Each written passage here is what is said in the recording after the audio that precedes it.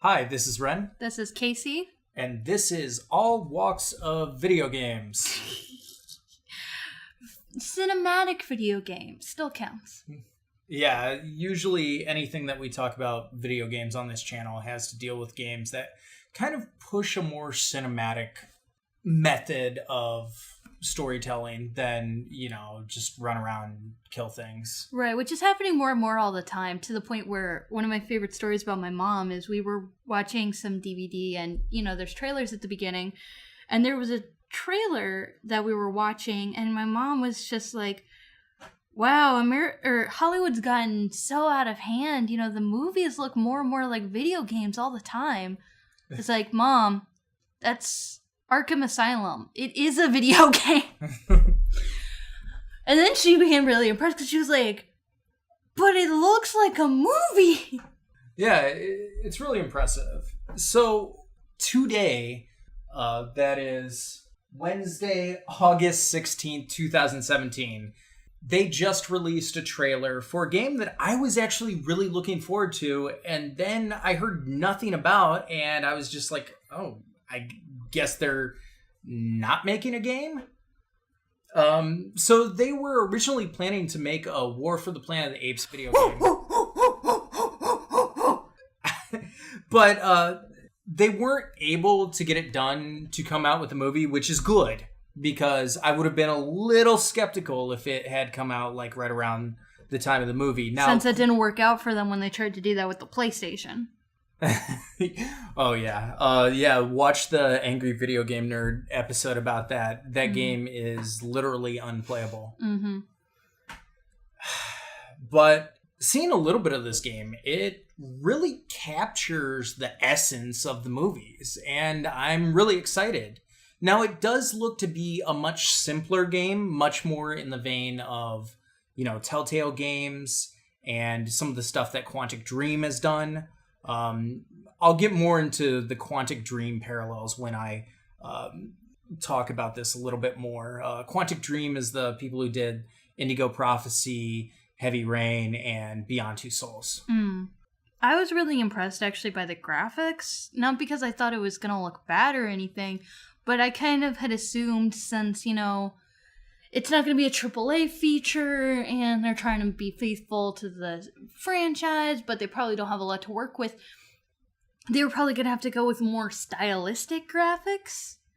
And they didn't. They committed to the reboot realistic style. And I'm really impressed by the way everything looks. And it looks like the movies, and it just feels like the movies from the playthrough footage that's available in the trailer. It just feels like you're in one of the reboot movies. I'm just stunned. Now, this is the first video game being released by a division of the Imaginarium, Andy Serkis's mocap company. Mm-hmm. So that has me excited and worried at the same time, because, a first attempt sometimes can either lead to really good things or it could lead to bad things. It's produced by Fox, which has made some great games to terrible movies, like the Wolverine game for X-Men Origins Wolverine is actually pretty awesome. Mm-hmm. But yeah, they've been pretty hit or miss. I mean, the Fantastic Four games and all that kind of stuff. Movie tie-ins and franchise tie-ins are always a gamble, because oftentimes their heart isn't put into the right place. It doesn't feel like the essence of what it's trying to portray. And sometimes it's wonky with controls. But that has yet to really be a problem with Planet of the Apes. Except for the game that was broken. No, except for the game that was broken, but if you're talking about the reboot, you look at the books, you look at the comics, you look at the shorts that were made to serve in between them, in between the movies, and there is so much love and so much dedication and so much true spirit of what these reboots are trying to do. It seems like even a lot of the spin-off extended universe stuff is really dedicated to what these movies are about and what people want to see. And it really does surprise me too, because it's not like, obviously Planet of the Apes isn't Star Wars. It's not some huge phenomenal, it is, but it's not like this ubiquitous franchise. And people apparently are fine with fucking up Star Wars. Like, let's not play around that. But then with Planet of the Apes, it's just, it has such a dedication from its viewers and its fan base and its creators that even a lot of this stuff just works really well. And yes, the video game was broken, and yes, the 2001 movie is terrible. I'm not calling it the Tim Burton movie. We really shouldn't call it that. Not that Tim Burton helped that movie, but it just wasn't his baby, you guys. He should have made that an Alan Smithy. Well, it wasn't his movie. He was brought in after production already started. I think he was like the 10th director to be attached to the project. I'm sorry, it wasn't his baby. For those of you unfamiliar with the Alan Smithy, if directors don't want their name to be put on a movie, they'll request for their name through the Directors Guild of America to be Alan Smithy. Or Humpty Dumpty. Look out for that documentary. Anyway, not the point. But even with other stuff from the original series, you had the original franchise movies, which, yes, have high points and low points, but are all pretty dedicated to what it is. They go all out with whatever it is they're trying to do for the particular movie, except for the extended cut of the fourth movie, Conquest. Fuck that shit. But then, you have you had some comics for the original series that came out fairly recently, but those are also really excellent. And then there were TV shows coming out around the same time, a live action one and an animated one. And even the live action one's pretty good. You have to be forgiving of its limitations and sort of like be a Firefly fan, as it were, for that. But it holds up really well. I think for the most part, one broken-ass video game for one broken-ass movie, oh no. What I'm saying is that Planet of the Apes is probably the most consistent franchise, not just in terms of its installments, but just across mediums. Well, especially with the rebooted series. And right now is a really exciting time to look at the rise of indie games in terms of quality, because right now this is coming off the heels of the newly released Hellblade game. Ninja Theory. By Ninja Theory. Made by 13 people. And it's an 8-hour game. And they talk about how much they, the president of Hellblade, or of Ninja Theory, was talking about how much he loves this method of making a game because it's challenging, but they have the freedom to do what they want, and they can really go in detail and give the game their all. And that game looks phenomenal. I haven't played it yet, but just it's really exciting to see from a business perspective how that's going to pan out, and how things like that and Imaginarium can really thrive in this sort of internet-based hardcore fan economy that's been allowed to develop, and see if we can get more indie games that are just like, not that Hellblade's like the first one to do it or anything like that. Yeah, there are plenty of independent games on Steam. Of course there are, but to that caliber of quality? Yes. I'm sure there are. I'm not saying that like this is the first one. It just happens to be the newest, and it's really exciting to see like this rise of indie games. Not to put down AAA features or anything, but there is this thing of like, it's either indie or it's AAA. Yeah. What about AA? Well, there's a game that I really like called the Banner Saga, which is like a Viking roguelike RPG tactical game. Right. And I played both games. I'm really excited for the third one, and that is a completely independent game. And they've been really successful. I've also liked Shadowrun, the newly rebooted games. It was like a tabletop RPG, but they, made it into a video game series, and I think that's pretty cool too. So there are a lot of cool independent games out there. Now, granted, oftentimes independent games do look like independent games. Like, you usually get a graphical step down and all this kind of stuff. And, Which they might go make for up for with personality. Yeah, I mean, like Hotline Miami, that's another, like, pretty fun independent game. It's really fucking hard. But yeah, that was inspired by Drive. Right. And, along with the idea of the 80s. But, we're seeing more and more of these, like, independent games, like, come out. Now, this and they're able to do more with less. That's kind of what I'm trying to push is, like I said, Hellblade is 13 people. Yeah. Now, this isn't 100% an independent game because obviously it's owned by 20th Century Fox. Of course, yeah. But they're doing a really good job of protecting the brand, making sure that, other people don't come in and fuck it up. Mm-hmm. Because, it's pretty well known at this point that you're always going to be skeptical of, like, a franchise game. Like, anytime, like, a superhero game comes out and all that kind of stuff, like, Unless it's specifically an Arkham Asylum game. Well, Rocksteady came in and they took over. Before then, the Batman games sucked ass. Yeah, although nothing is going to suck more ass than Superman 64. Jesus Christ. Yeah, I think it gives E.T. a run for its money. Well, at least E.T. was able to hide behind, it's an Atari game. It's an Atari game. It's still, like, very rudimentary, that's a 64 game. Mario 64 had already come out. Like, come on. And even though the game's mechanics are kind of broken, it's still somewhat playable, whereas Superman 64 isn't. Yeah, exactly. With E.T., a lot of it is more just, like, how confusing it is, whereas with Superman 64, it's just like, no.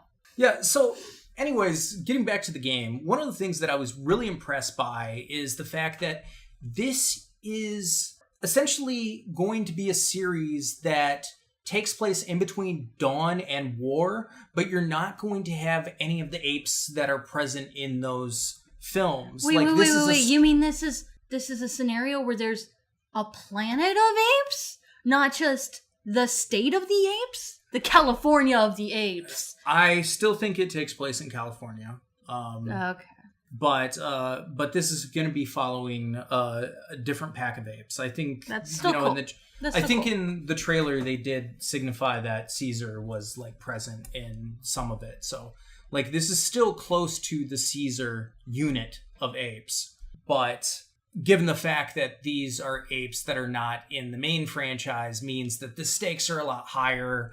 And from what I've read, the storylines are going to branch in more ways than you're usually familiar with. It seems like it's actually pushing Telltale's narrative a little bit further, because essentially with Telltale, while you might change some major things, like, some characters live and die, like, the story's pretty much the same. This seems like it's going to be a little bit more in depth. Because of that, the game's pitching itself at around movie length, so like 2 to 3 hours, which has me a little worried. Just because I think that gamers, sounds fantastic.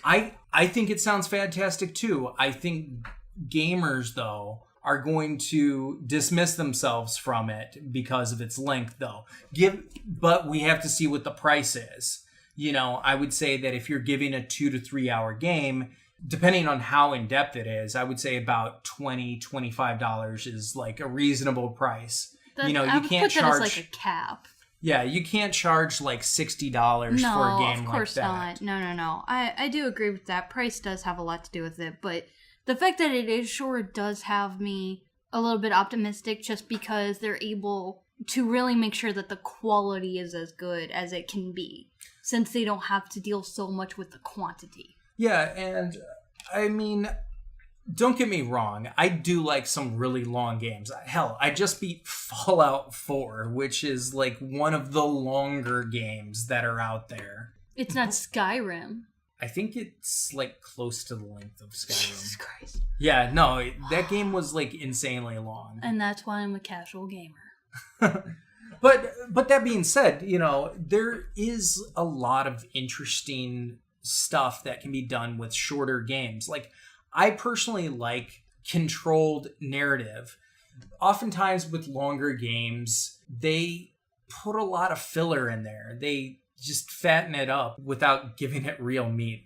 So the game is essentially about a group of apes and a group of humans, and they're going to clash. Now, I don't know if it's just going to be this group of humans and if it's just going to be these group of apes, because right now all we have is this trailer. But I think a clash will build up. I don't know if it's just going to be this camp or if there's more, if McCullough's going to be involved or any of that kind of stuff. But it will be interesting to see. So this game comes out this fall. I don't know what that means. They haven't given an official release date, which I think is pretty good.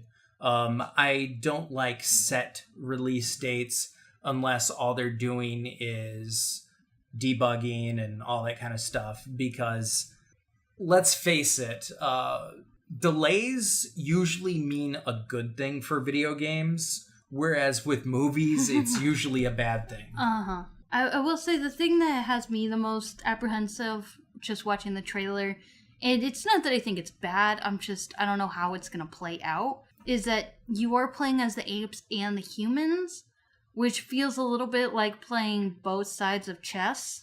I grew up by myself, so I'm, kind of the master of how do you play board games by yourself sort of a thing.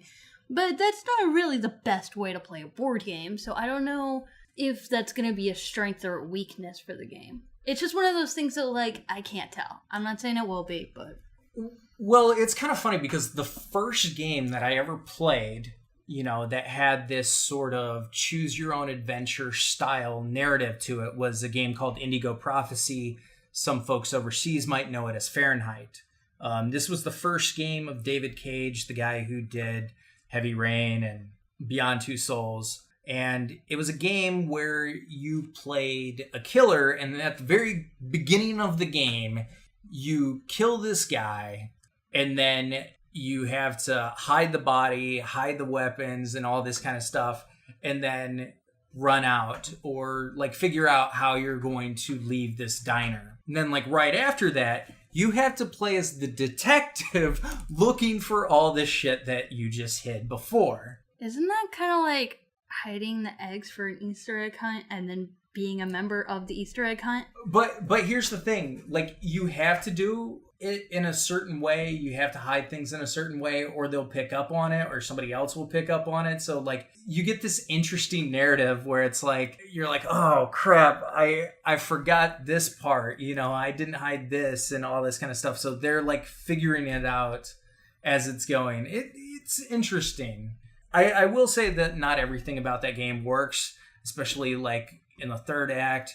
It goes into crazy territory where I seriously think the guy did LSD or something like that, because it involves demons and Mayans, and then it gets into the Matrix and computer computer programs trying to rule the world and stuff like that. Yeah, it and then you're the one, and you come back from the dead, and it's just absolutely insane. I don't know what the fuck he was thinking during that part, but yeah.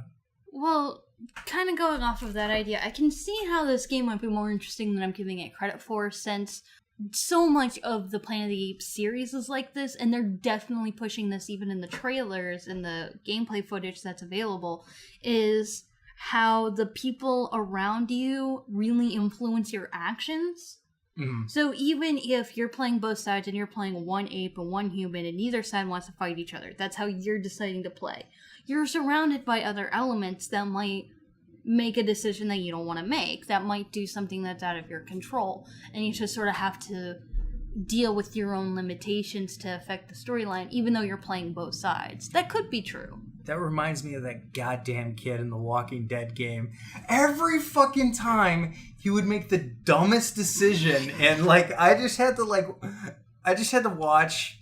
And then there were opportunities for me to kill off the character and all this kind of stuff, and I couldn't do it because my morality was kicking in, because the game was compelling enough for me to actually give a shit. Right. But yeah, it was oh hey, I need you to watch this, and then it was oh yeah, I totally left, and then it got ruined and stuff, and it's just dude, what are you doing? Yeah. Okay. So, I mean, that gets frustrating. I'm sure there's going to be that kind of stuff in this game. Based on the trailer, the only thing that has me worried is what we've seen is like one of two options, conversation options.